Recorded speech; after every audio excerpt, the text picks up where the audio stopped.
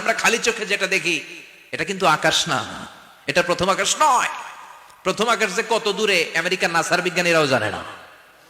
খালি চোখে আমরা যা দেখি এটা প্রথম আকাশের মহাশূন্য, এর অনেক অনেক অনেক উপরে প্রথম আকাশ, এরপরে দ্বিতীয় আকাশের মহাশূন্যের স্তর শুরু, এরপরে দ্বিতীয় আকাশ, তারপরে তৃতীয় আকাশের মহাশূন্যের স্তর শুরু, তারপরে তৃতীয় আকাশ।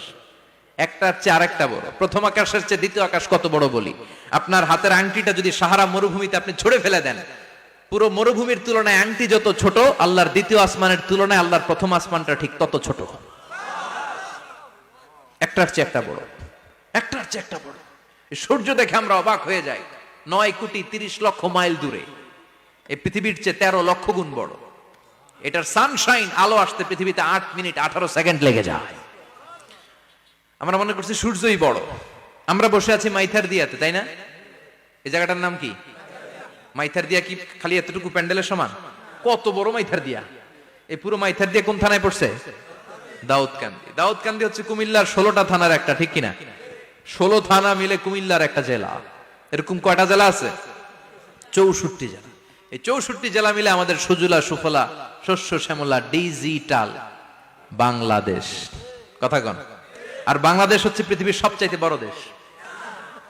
হ্যাঁ, 64 জেলা, এরপরে ছোট। যাদের অ্যাটলাস ম্যাপ নিয়ে যাদের ধারণা আছে তারা দেখবেন বাংলাদেশ এই শব্দটা লেখার জায়গা আমরা পাই না। মানচিত্রে বাংলাদেশ শব্দটা লেখার জায়গা পায় না। বিআরএ উঠে যায় ইন্ডিয়ার উপর, আর ডিএসএইচ উঠে যায় আবার ইন্ডিয়ার উপর। মাঝখানের দুইটা অক্ষর বাংলাদেশের উপরে পড়ে। চিল্লায় বলেন ঠিক কিনা? কত ছোট দেশ। পাশের ইন্ডিয়া 20-25 গুণ বড়। ইউরোপ আমেরিকার অনেক দেশ আছে, আমেরিকায় বাংলাদেশের চেয়ে শতগুণ বড়। কানাডা কয়েকশো গুণ বড়, রাশিয়া কয়েকশো গুণ বড়। এরকম প্রায় 200 দেশ নিয়ে পৃথিবীর স্থলভাগ, আর 70% হচ্ছে শুধু পানি। এই সব মিলে আমাদের এই পৃথিবী। আর এত বড় পৃথিবীর চেয়েও নাকি সূর্য 13 লক্ষ গুণ বড়।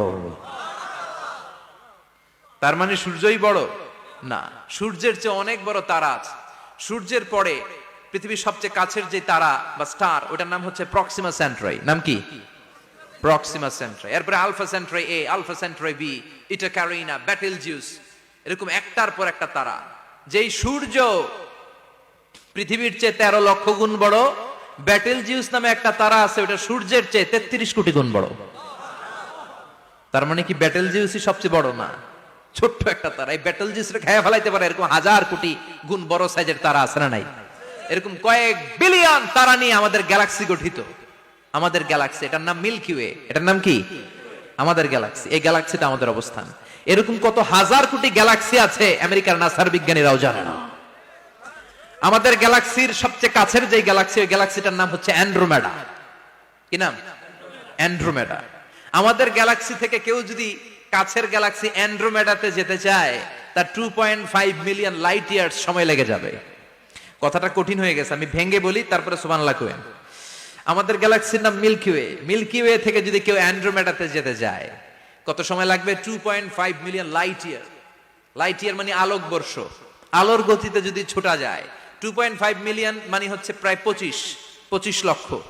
তাহলে পৃথিবীতে সবচেয়ে দ্রুতগামী যে বিষয়টা আবিষ্কৃত হয়েছে সেটা হচ্ছে আলো। এই যে লাইট মারলে যে ছোটে, এই লাইট প্রতি সেকেন্ডে 1,86,000 মাইল বেগে ছুটতে পারে। 1 মিনিটে না, 1 ঘন্টায় না, 1 মিনিটে না, 1 সেকেন্ডে আলো চলে যায় কয় মাইল?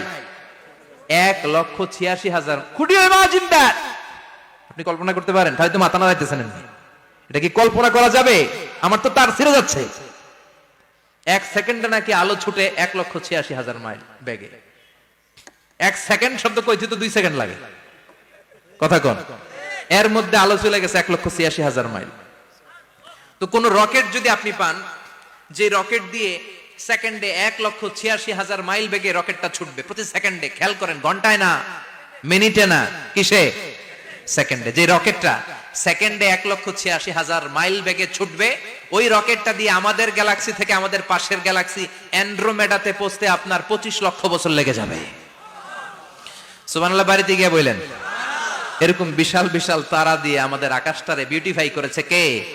এজন্য আল্লাহ বললেন ওয়ালাকাদ যায়্যানাস সামাআদ দুনিয়া বিমাসাবিহা ওয়া জাআলনাহা রুজুমান লিশ-শায়াতিন।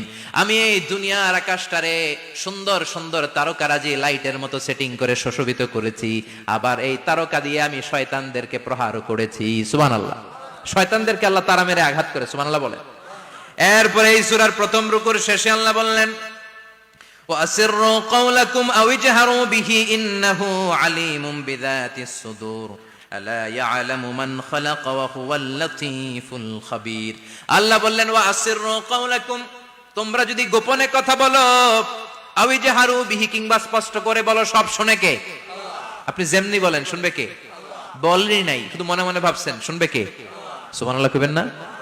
সাত আকাশের উপরে, আরশের উপরে তার অবস্থান, সাত জমিনের নিচে কোন গোপনতম প্রকোষ্ঠে, কোন ছোট্ট বাক্সের ভেতরে যদি কোনো পিঁপড়া, পিপিলিকা নীরবে হেঁটে যায়, আল্লাহ বলে আমি ওই পিঁপড়ার হেঁটে চলার পায়ের আওয়াজটাও শুনতে পাই।